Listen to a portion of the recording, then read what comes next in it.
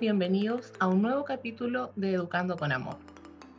Dentro de los capítulos anteriores hemos mencionado en reiteradas ocasiones el término NEE, o más bien dicho, necesidades educativas especiales. Hemos dicho que existen varios tipos de estas, las cuales pueden ser base o no a algún diagnóstico.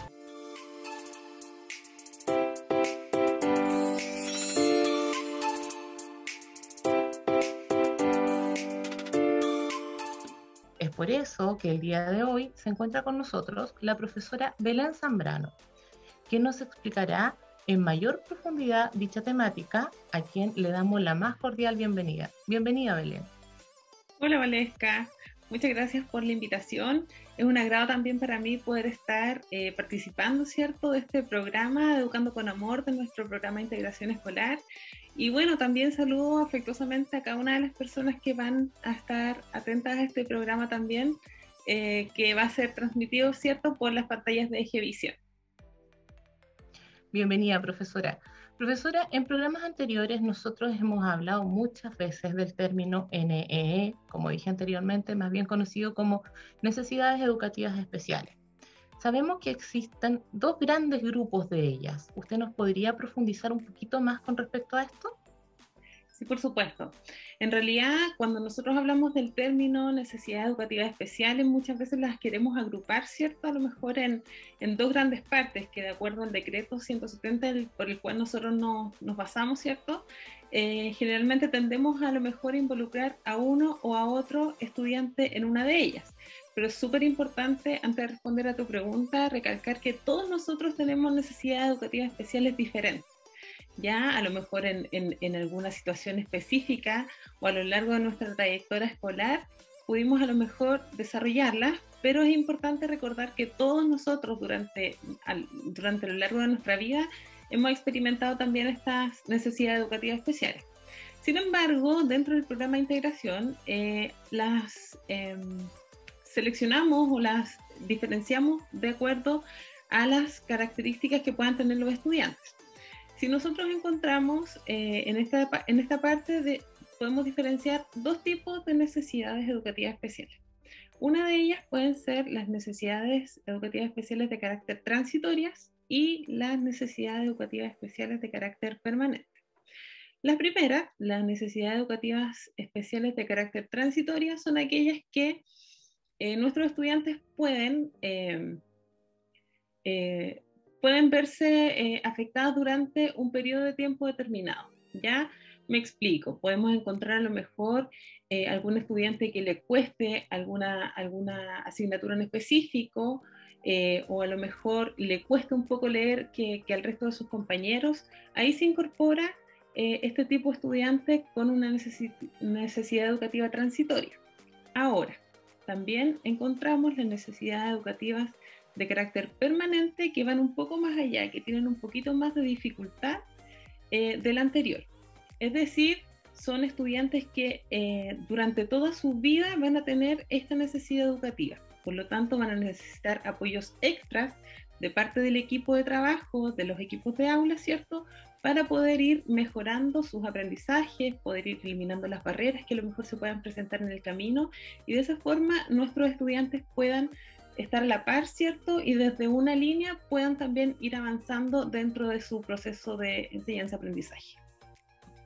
Perfecto, ¿no? Ahí nos queda mucho más claro, profesora. Profesora, consulta, usted dijo recién equipo de aula. Cuando usted me habla de equipo de aula, ¿a quién se refiere? Bueno, cuando nosotros mencionamos los equipos de aula, nos dirigimos específicamente a los equipos que están dentro del aula específicamente, estando cierto en condiciones de forma normal, sin pandemia. Ahora también nosotros lo estamos haciendo de forma online dentro del aula, de las aulas online específicamente. Y estas aulas online significa, o estas aulas de estos equipos de aula, pertenecen todos los profesionales que atienden a los estudiantes. En este caso, participa la profesora de aula o profesora de asignatura, ¿cierto? Pertenece también la educadora diferencial. Participan también en ellos el psicólogo, kinesiólogos, terapeutas ocupacionales, fonoaudiólogos, quienes aportan y entregan también las estrategias para poder desarrollar de mejor forma el aprendizaje de nuestros niños. O sea, en sí toda la escuela enfocada en las necesidades de los estudiantes. Así es. Perfecto, sí, nos queda mucho más claro. Usted nos habló, profesora Belén, de que existían, bueno, clasificación o agrupación entre dos grandes grupos. Nos nombró las necesidades educativas transitorias. ¿Y estas tienen alguna clasificación en particular dentro de ellas o todas son una sola? ¿Cómo es? Claro, como tú indicabas, anteriormente decíamos que las necesidades educativas de carácter transitorio son aquellas que duran durante un periodo de tiempo de escolarización. Generalmente hablamos de un periodo de escolarización porque nosotros dentro de la escuela, ¿cierto? Dentro del proceso educativo, cuando comenzamos a trabajar con nuestros estudiantes, nos percatamos de estas situaciones. Y en estas también existen algunas dificultades específicas que abarcan, ¿cierto?, estas necesidades educativas de carácter transitorio. Las voy a definir una de ellas más o menos de forma general para que también se pueda ir entendiendo. Existe el DEA, ¿ya? El DEA son las dificultades específicas del aprendizaje que sugieren específicamente a los alumnos que tienen, muchas veces no nos podemos dar cuenta que la poseen, cuando les cuesta específicamente una asignatura, ya sea en lenguaje o en matemáticas, ¿ya?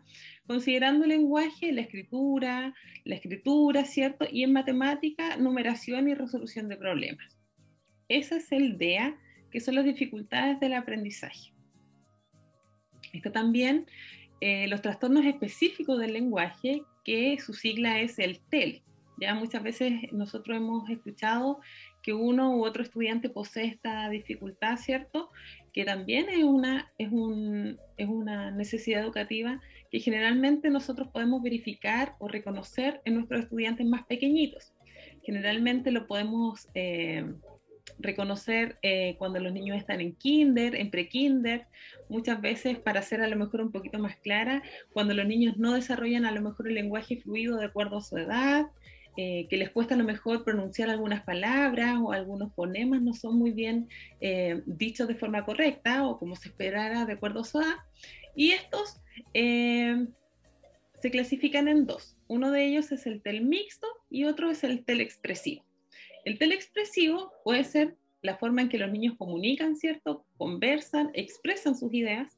Y el mixto, ¿cierto? Es ambos. A lo mejor a nivel de la comprensión, cuando tú le hablas como adulto, le hablas a un niño, y a nivel de la expresión, cuando ellos quieren comunicar o expresar lo que ellos quieren. Está también el TDA, que es el trastorno de déficit atencional. Y este trastorno de déficit atencional puede ser con hiperactividad o sin hiperactividad. ¿Ya? Se caracteriza generalmente por un comportamiento generalizado, con presencia de déficit atencional. De repente podemos, a lo mejor, para ser un poquito más concreta, los niños que se están moviendo mucho, que de repente están atentos a cualquier cosa que pueda haber en el entorno, o que están moviendo sus pies, sus manos, sus brazos, o muchas veces les cuesta estar sentados. Ahí nos encontramos con estudiantes que poseen estas características, ¿ya? Y también están el rango limítrofe de los estudiantes que, de acuerdo a la psicometría, ¿cierto? Encajan en este diagnóstico. Es transitorio porque un estudiante con estas características de rango limítrofe, con los apoyos, con las ayudas dentro del establecimiento, con el compromiso también de parte del hogar, es capaz de surgir y de salir adelante de este diagnóstico, ¿ya?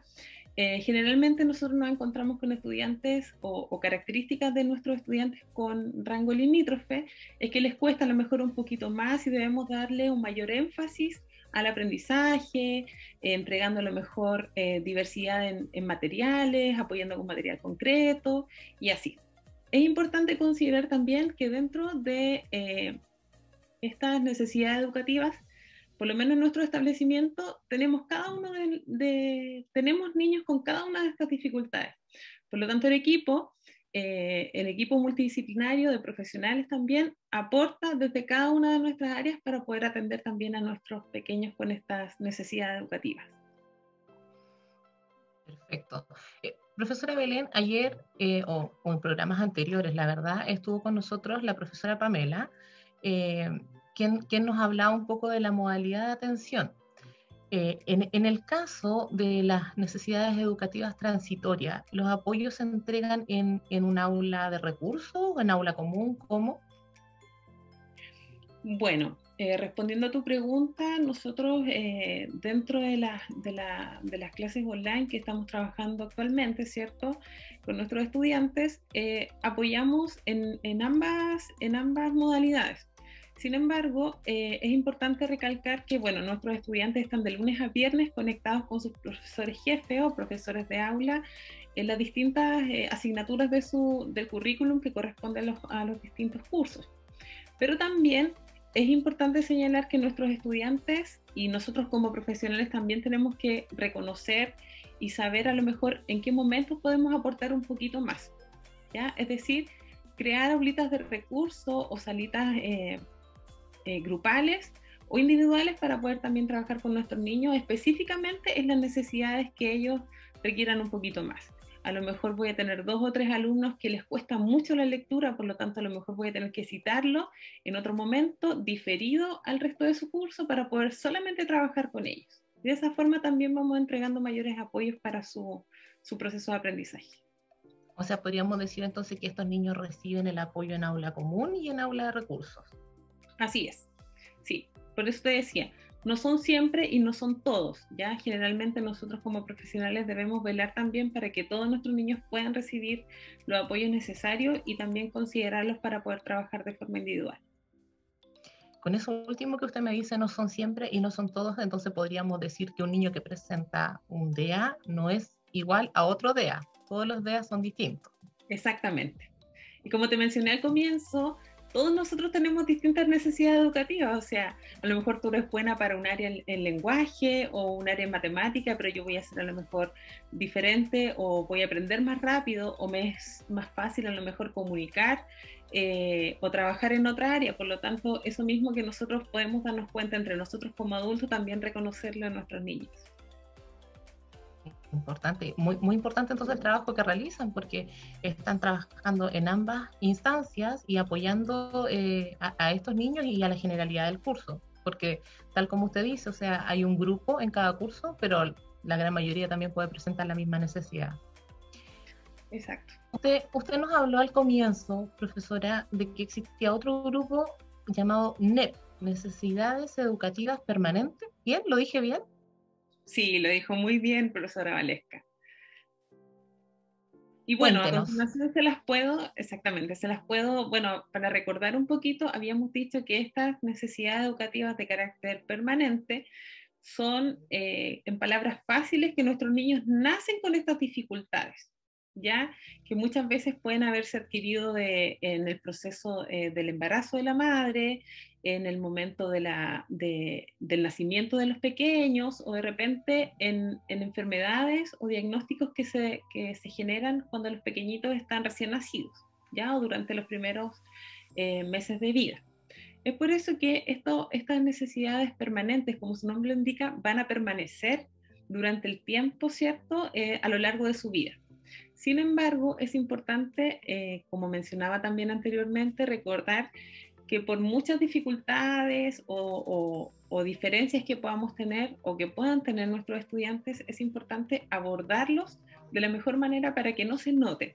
Es decir, entregarles los apoyos, trabajar con el equipo multidisciplinario que te comentaba anteriormente, generar también trabajo con el grupo curso, con los compañeros, para que de esa forma también se pueda generar de todas formas un aprendizaje en nuestros niños, sean cual sea su aprendizaje y sus dificultades específicas.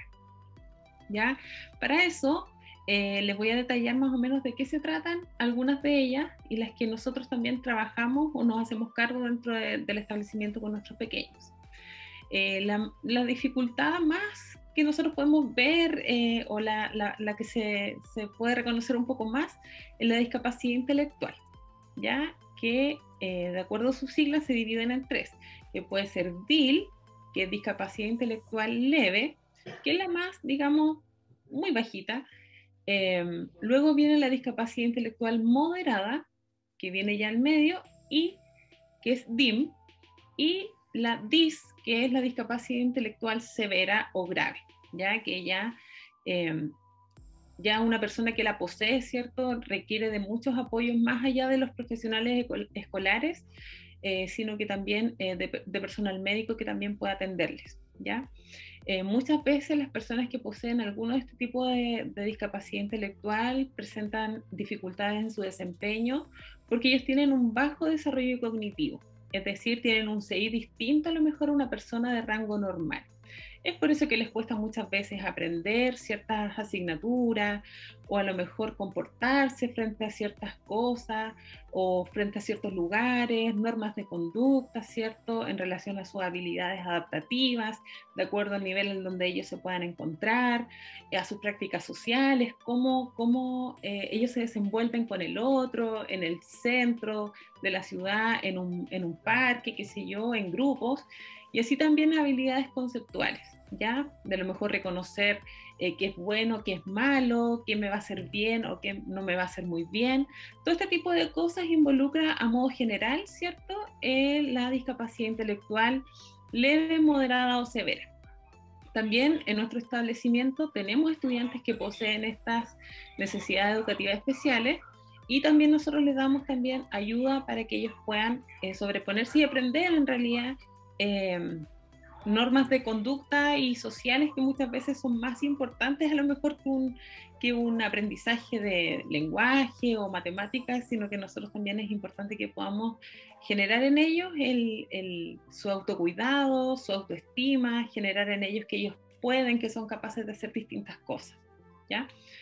También tenemos los estudiantes que poseen discapacidad visuales, ¿ya?, que como su nombre lo indica, es una alteración a nivel de la vista. Los estudiantes no son capaces a lo mejor de ver directamente o de poder observar en su entorno qué es lo que hay, por lo que tienen dificultades al mirar, ¿cierto? Muchas veces nuestros estudiantes que a lo mejor tienen esta discapacidad pueden ver un poquito borroso, pero generalmente ellos no asimilan de forma visual lo que nosotros a lo mejor queremos presentar.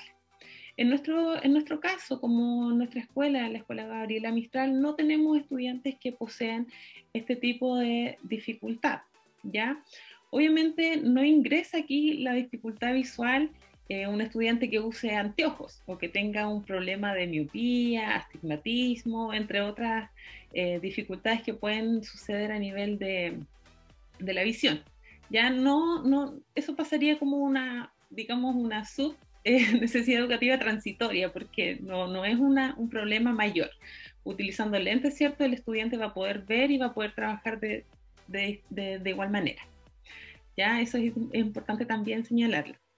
Los estudiantes que poseen multidéficit, ¿ya? A lo mejor multidéficit, nosotros escuchamos y podemos decir, chuta, a lo mejor es un estudiante que está postrado muchas veces, o un estudiante que a lo mejor no se vale por sí mismo, y no es así. Probablemente hace unos años atrás nosotros podíamos encontrar personas que tenían a lo mejor multidéficit y que efectivamente estaban postrados o que no podían autovalerse por sí solos. Hoy en día, en nuestro establecimiento tenemos estudiantes que tienen estas dificultades, pero son niños que tú ves y que participan igual que el resto, socializan, juegan, tienen su cuerpo completo, no tienen ninguna dificultad a nivel motor, de forma, digamos, muy grande o muy grave, ¿ya?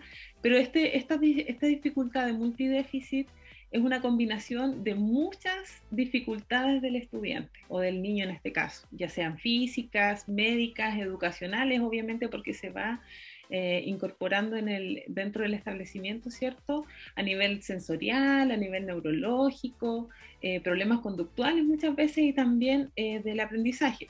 Entonces, si bien yo les decía, a lo mejor es un estudiante que no anda en silla de ruedas, porque en muchas ocasiones sí lo pueden hacer de acuerdo a los rangos, ¿cierto? Pero son niños que nosotros vemos totalmente normales, ¿ya? Obviamente ellos requieren de muchísimo apoyo, específicamente de la educadora diferencial. Hoy en día, más que estamos dentro de las salas de clase, tenemos que estar al 100% con estos niños, ¿ya? Porque ellos van a requerir de apoyos específicos, de material distinto, de a lo mejor bajar el rango de porcentajes de evaluaciones o bajar rangos de contenidos que podríamos trabajar Por eso es importante también y podemos trabajar dentro de un PASI para nuestros niños que también requieren de este apoyo específico, ¿ya? También tenemos a los estudiantes con discapacidades auditivas, como les mencionaba anteriormente, la discapacidad visual, estudiantes que no escuchan, ¿ya? Son dificultades a nivel de la escucha directamente, de la percepción del sonido, y muchas veces nuestros estudiantes van a poseer estas dificultades. Tenemos que nosotros hacernos cargo, ¿cierto?, de poder trabajarlas de la forma en que a lo mejor ellos puedan entenderlo. Y aquí donde aparece también, donde nosotros podemos trabajar el lenguaje de señas, ¿cierto? A lo mejor dentro de los mismos estudiantes, generar este tipo de aprendizaje para que nuestros niños también puedan desarrollarlo y de esa forma incorporarlos de igual forma al curso. Ya eso es importante también.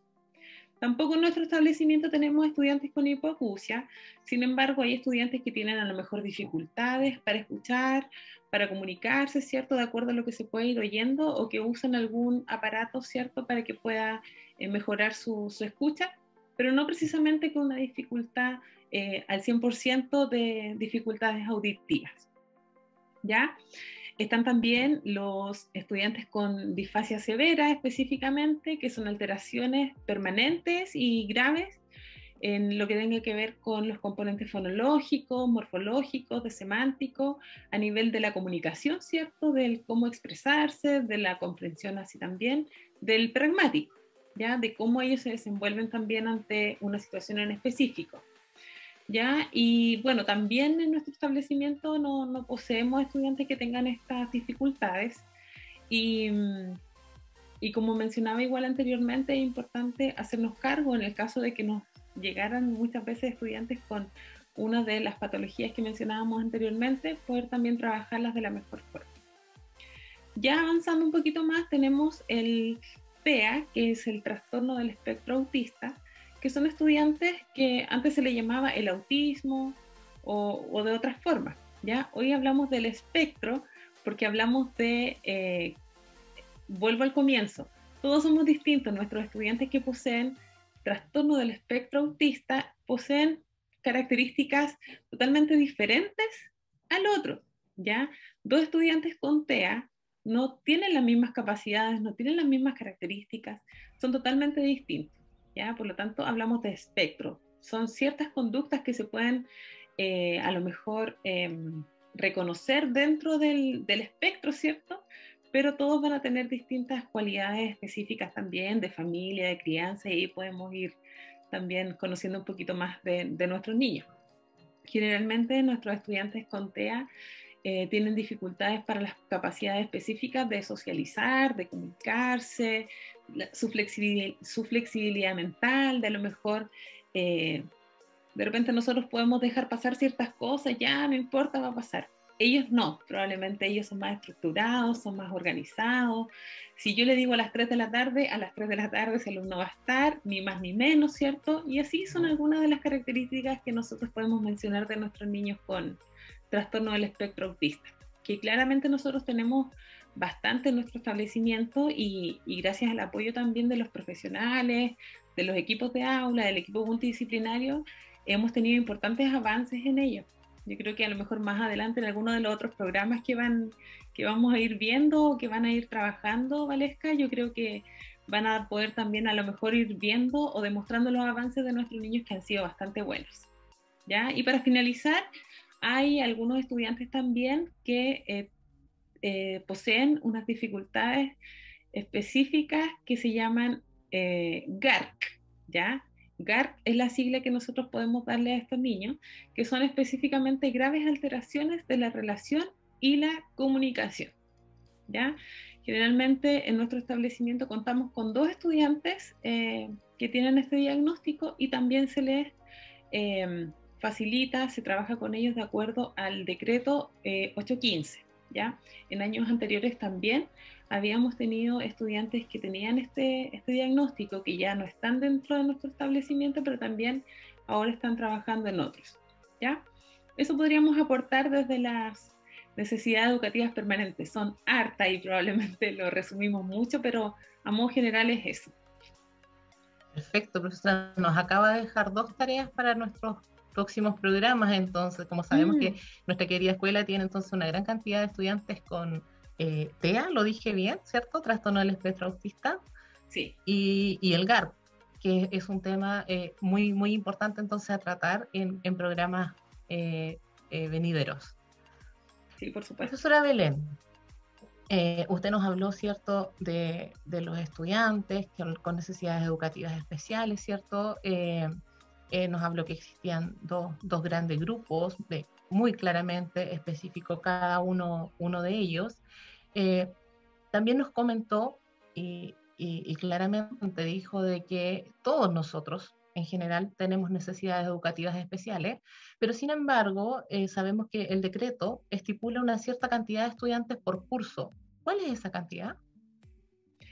Claro, como tú bien decías, de acuerdo al decreto que nosotros nos guiamos, ¿cierto?, para trabajar dentro del programa de integración del decreto 170, estipula que por curso, dentro de los establecimientos deben haber 5 estudiantes con diagnósticos transitorios, ¿ya? Con cualquiera de los diagnósticos transitorios que yo les acabo de mencionar, y 2 estudiantes que poseen dificultades de carácter permanente, ¿ya? Eso es lo que norma la normativa, ¿cierto?, por la cual nosotros nos regimos. Obviamente hay algunas excepciones también dentro del área rural, ¿cierto?, que como son escuelas alejadas muchas veces de los lugares cercanos, ahí se pueden incorporar a lo mejor estudiantes que poseen dificultades de carácter permanente, ¿cierto? Pueden haber más de 2 o de 3 o de 4, ¿ya? Y también existe la excepcionalidad, que es la cual nosotros trabajamos también, que muchas veces, como yo te mencionaba, siempre hay niños que tienen distintas dificultades y que no siempre alcanzamos a lo mejor a incorporar al PIE o a subirlos a plataforma, que es la regla, ¿cierto?, que nos rige para que nosotros podamos ordenarnos de ahí en las atenciones y en el trabajo que podamos dar. Pero específicamente hablamos de los niños o los estudiantes que nosotros trabajamos de forma excedente. Se les da el mismo apoyo, se les da las mismas ayudas, el trabajo que realizan los profesionales es el mismo, como si el niño estuviese incorporado en el PIE, ¿ya? Y generalmente en nuestro establecimiento, debido a la alta demanda de estudiantes dentro del programa de integración, también tenemos un porcentaje importante de niños que también estamos apoyando sin estar ellos incorporados, ¿cierto?, en el decreto 170, ¿ya? Están atendiéndose de igual manera y de alguna u otra forma podemos ir viendo también avances en ellos porque son importantes, no los podemos dejar de lado, tenemos que hacernos responsables también de las necesidades. Entonces, podríamos decir que tanto el equipo PIE, profesores de asignatura, equipo multiprofesional, le dan respuesta a todos los estudiantes, estén estos o no dentro del programa de integración. Sí, por supuesto. Como te decía, le llamamos nosotros los estudiantes excedentes, ya que quedan como ahí en listita de espera en el programa, ¿cierto? Pero de igual forma se le entrega y se le brindan los apoyos que ellos requieren. Qué importante trabajo que se realiza entonces, enfocado todo el establecimiento a las necesidades y diferencias, capacidades de todos nuestros estudiantes. Sí. Profesora Belén, un poco tiempo atrás hablamos, ¿cierto?, de los lugares específicos de atención o de entrega de apoyos a los estudiantes. Usted nos mencionaba aula común, aula de recursos, ¿cierto? Pero hoy en día en pandemia, ¿cómo lo están haciendo? ¿Cómo están funcionando estas 2 aulas? ¿Cómo logran llegar a esa respuesta educativa ajustada? Sí, sí. Bueno, gracias por la pregunta.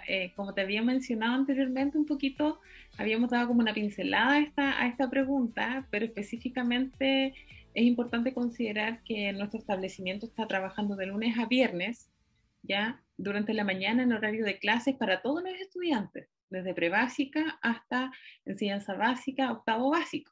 Ya todos nuestros niños están en su totalidad conectados en clases online, ¿cierto? Para ello pudimos incorporar, el establecimiento pudo comprar, ¿cierto?, con los recursos estipulados, las plataformas de Zoom para que no hubiese cortes dentro del horario de clase, porque sabemos que Zoom Generalmente se trabaja por 45 minutos y no podemos avanzar más. De repente nos desconectamos y cuesta un poco más.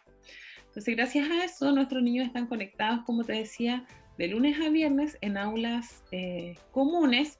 Estas aulitas comunes se refiere al trabajo del educador de asignatura o el profesor básico, ¿cierto? La educadora de párvulos, donde los niños están dentro de la sala de clase. Es un aula virtual donde nosotros también podemos trabajar, atenderlos de una u otra forma, trabajando y llamando su atención también para poder, de alguna manera, poder generar avance y aprendizaje en nuestros niños. Y eso nosotros lo hacemos dentro del horario de clases. El horario de clases del aula común es todos los días, como decía, desde las 8:30 de la mañana, que nuestros niños están conectados.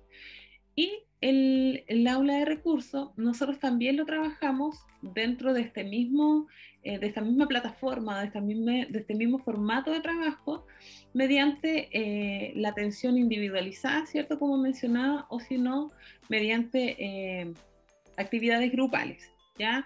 Muchas veces en lo personal, por ejemplo, yo trabajo mis aulas de recursos dentro del horario de clase, es decir, la profesora jefe del curso en el que yo estoy hace la selección de los pequeños grupos que podemos hacer también en la plataforma, donde yo me reúno específicamente con 2 o 3 niños que requieren mayor apoyo, específicamente son con los estudiantes que tienen dificultades de carácter permanente, ya que necesiten un poquito más de apoyo o que yo les enseñe de otra manera cierto aprendizaje, y ahí lo trabajamos.